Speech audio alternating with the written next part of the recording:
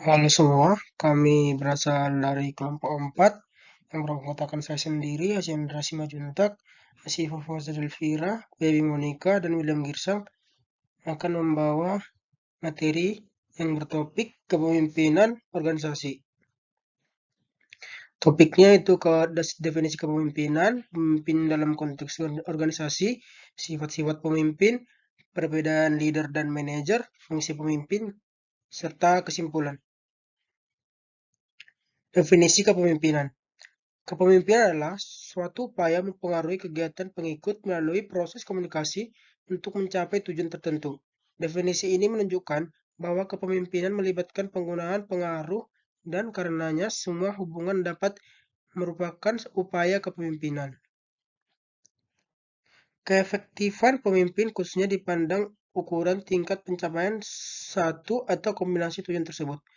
Individu mungkin memandang seorang pemimpin sebagai efektivitas atau tidak efektif dari sudut kepuasan yang mereka peroleh selama pengalaman kerja secara menyeluruh. Pemimpin dalam konteks organisasi. Tugas-tugas pengawasan mencakup 3 bidang, yaitu perencanaan, yaitu dengan cara ini dimaksudkan menetapkan tujuan. Yang kedua, pengorganisasian, yaitu mengorganisasikan berarti menetapkan hubungan-hubungan antara orang-orang dan pelaksanaan atau operasional, yaitu pelaksanaan seperti menjalankan rencana dalam rangka organisasi dan tujuan perusahaan. Sifat-sifat pemimpin ada 7, yaitu 1. Pendidikan umum yang luas. Yang kedua, kematangan mental. Yang ketiga, sifat ingin tahu. Yang keempat, sifat analitis. Yang kelima, daya ingat kuat. Yang keenam, integratif. Dan yang ketujuh, keterampilan komunikasi. Perbedaan leader dengan manajer. Leader atau pemimpin adalah seorang pemimpin yang mempunyai sifat-sifat kepemimpinan personality atau authority atau berwibawa. Sedangkan manajer adalah seorang pemimpin yang dalam praktek kepemimpinannya hanya berdasarkan kekuasaan atau authority formalnya saja. Bawahan atau karyawan atau staf menuruti perintah-perintahnya karena takut dikenakan hukuman oleh manajer tersebut. Tugas leader yaitu 1. Memperbarui atau menciptakan sistem baru. Yang kedua, bebas, merdeka, kreatif, berani melakukan kesalahan tetapi tetap disiplin. Yang ketiga, berani menghadapi tantangan pemimpin.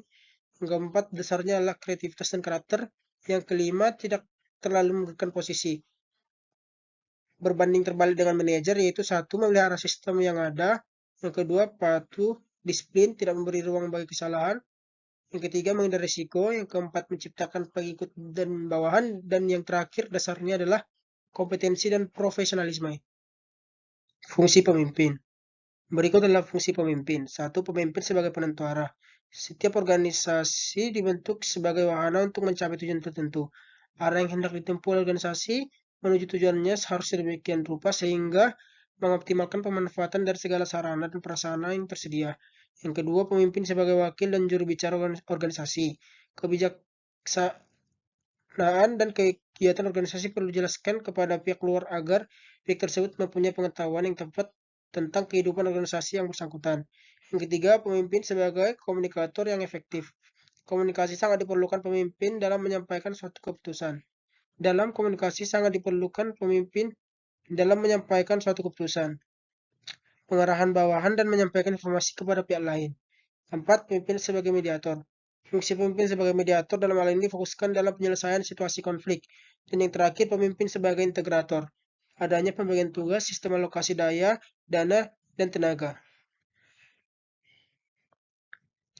Kesimpulannya, kepemimpinan sesungguhnya tidak ditentukan oleh pangkat ataupun jabatan seseorang. Kepemimpinan adalah sesuatu yang muncul dari dalam, merupakan buah dari keputusan seseorang atau mau menjadi pemimpin.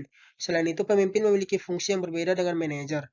Pemimpin memiliki beberapa fungsi diantaranya sebagai penentu arah, sebagai wakil dan juru bicara organisasi, sebagai komunikator yang efektif, sebagai mediator, dan sebagai integrat. Pemimpin yang baik adalah pemimpin yang memiliki visi yang jelas, institusi yang baik. Visi dan institusi merupakan hal yang penting bagi pemimpin. Visi adalah tujuan yang jelas dari pemimpin, sedangkan institusi merupakan hal yang harus ada dalam diri seorang pemimpin. Selain visi dan institusi, yang diperlukan oleh seorang pemimpin yang baik adalah kemampuan berkomunikasi. Sekian hasil kinerja dari kelompok kami. Jika ada salah kata, mohon dimaafkan. Atas perhatiannya, kami ucapkan terima kasih. Selamat pagi.